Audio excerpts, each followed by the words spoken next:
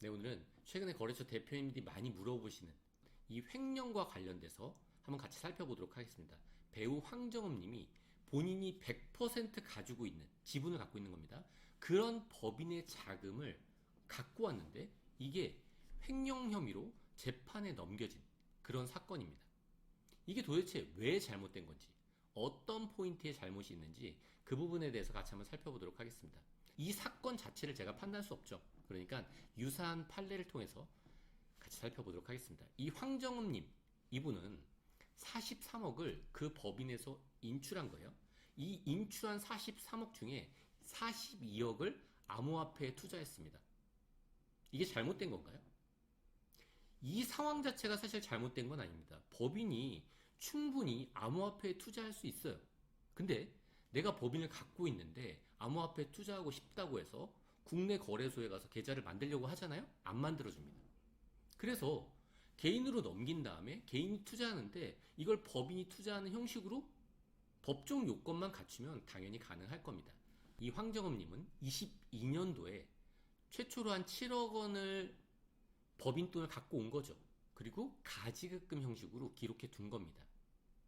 그리고 22년 12월까지 43억 원을 횡령한 혐의로 불구속 기소됐답니다. 이게 특정 경제 범죄 가중 처벌에 관한 법률을 위반한 혐의로 기소된 그런 사건입니다. 아직 혐의죠. 완료된 건 아닙니다. 유사한 대법원 판례를 한번 같이 보도록 하겠습니다. 실제로 법인 자금을 인출해서 개인적으로 사용한 분들이 상당히 많습니다. 그런 분들도 이 판례를 참고하시면 좋을 것 같습니다. 이 판례의 내용이 어떠냐? 대표이사예요. 대표이사가 2009년부터 12년까지 3년 정도 되네요. 121억 원을 인출해서 자기 개인적으로 주식 투자를 한 거예요. 여기서 중요한 점은 뭐냐? 돈을 인출할 때 이자 약정이 없어요. 상환 기간도 없습니다.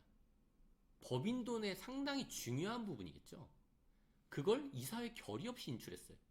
이 판례의 주요 쟁점들인데요. 이 가지금 이 자체가 횡령죄에 해당하냐? 그리고 자금의 사용 목적이 개인적일 경우 불법 영득 의사가 인정되는가? 좀 어려운 용어긴 한데 자세한 내용이 궁금하시면 판례를 보시면 돼요. 하나로 생각하시면 됩니다. 가지금. 이 인출 자체가 횡령죄에 해당하는가? 일정 금액이 넘어서는 경우 특정 경제범죄 가중처벌법이 적용되는데 이게 적용되는 게 맞냐? 이게 핵심 쟁점이었던 거죠. 이 대법원 판례를 보면 실질적으로 업무상 횡령죄가 적용이 됐어요. 그리고 가지금 형식으로 인출했지만 회사 목적 외의 사적 사용으로 횡령의 요건 가능성이 있다고 본 거죠. 결론적으로 횡령이 성립했어요. 이 관련된 법령입니다. 형법 355조 타인 재물 횡령 관련된 거고, 그리고 56조는 업무상 횡령입니다. 이거는 이 56조가 적용되는데 본인이 대표이사기 때문에 그래요. 그리고 특경법이 있는데 중요한 건 뭐냐 하면 가지급금이라는 기록이 아니라 실질적으로 자금이 인출되는 시점에 적격한 증빙이 있냐 없냐, 이게 핵심인 거죠. 이게 횡령의 핵심입니다. 관련된 법률을 보면 이게 뭐 엄청 대단한 범죄를 저지른 것 같지만 상법상 횡령이나 배임, 업무상 횡령 배임이 적용되는데 그 이득액이 5억 원 이상이면 이 특정 경제 범죄 가중 처벌 등에 관한 이 법률을 적용받는다는 뭐 그런 내용이죠. 그리고 형법에 어떤 내용이 있냐? 이 횡령한 거, 그리고 업무상 횡령, 이 둘 중에 하나였죠. 이걸로 5억 이상이 되기 때문에 아까 그 특경법 적용을 받는 겁니다. 특경법이 왜 무섭냐면 여기는 보면은 이상이에요. 이상 3년 이상이죠. 5년 이상. 근데 형법은 어떻게 돼 있죠? 5년 이하, 여기 10년 이하. 어쨌든 더 무서운 거죠.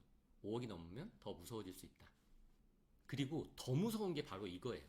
가지금에 대해서 이자만 계산하면 문제가 없다, 이렇게 막연하게 생각하는 경우가 있는데 실질적으로 세무서에서 이 자체, 가지금 자체가 상여 처분되는 경우가 실제로 있습니다. 아까 그 사례를 살펴볼까요? 43억이 만약에 대표자 상여로 처분됐다. 그럼 소득세 얼마 나올까요? 22년도잖아요. 소득세만 30억 정도 나오겠죠. 이게 더 무섭죠. 실제로 상법상 문제되는 경우보다 세법상 문제되는 경우가 일반적인 경우에 훨씬 더 많습니다. 그럼 우리가 어떤 부분을 조심해야 되냐? 인출할 때 조심해야 되는 거예요. 인출할 때 그 명분에 대해서 명백하게 문서화가 돼야 되는 겁니다. 그리고 기록도 잘해야 되겠죠. 결론적으로 많은 분들이 법인 자금을 인출해서 쓰는데 다 이렇게 문제가 되진 않죠. 근데 원칙은 분명히 맞습니다, 이게. 근데 왜 황정음님은 문제가 됐을까요? 일단 연예인이기 때문에 그러겠죠. 가까운 사람 중에 분명히 적이 있을 겁니다. 그러면 일반 사람들은 문제가 안 되나요? 일반 사람들이 문제되는 경우가 훨씬 더 많습니다. 왜 문제될까요? 가족법인을 만들어냈기 때문에 그래요. 가족법인이라면 이런 문제가 발생할 가능성이 상당히 높습니다. 그래서 저는 개인적으로 가족법인을 별로 좋아하지 않습니다. 만약에 법인을 만들고 싶으면 그냥 혼자 만드세요. 괜히 자녀들 여러 명 넣어가지고 자녀들끼리 싸우게 만드는 원인이 될 수 있겠죠. 이렇게 위험하니까 법인을 만들지 말아야 되겠다. 그 결론이 아니라 법인을 잘 활용해야 된다. 근데 도대체 원칙적으로 자금을 활용하는 게 어떻게 하는 건지 그 내용을 분명히 알아야 되겠죠. 오늘 여기까지 하도록 하겠습니다. 끝까지 들어주셔서 감사합니다.